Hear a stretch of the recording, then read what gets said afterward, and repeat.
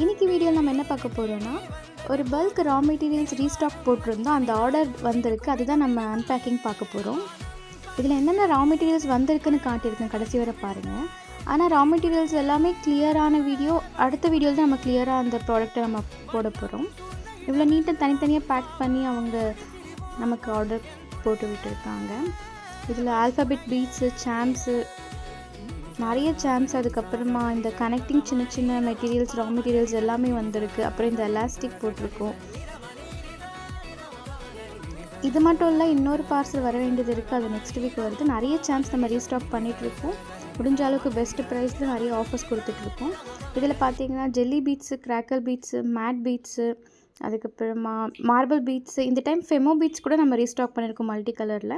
இது எல்லாமே அடுத்த வீடியோவில் நான் கிளியரான ப்ராடக்ட்ஸ் எல்லாமே நான் வீடியோ அப்லோட் பண்ணுறேன். தேங்க்யூ.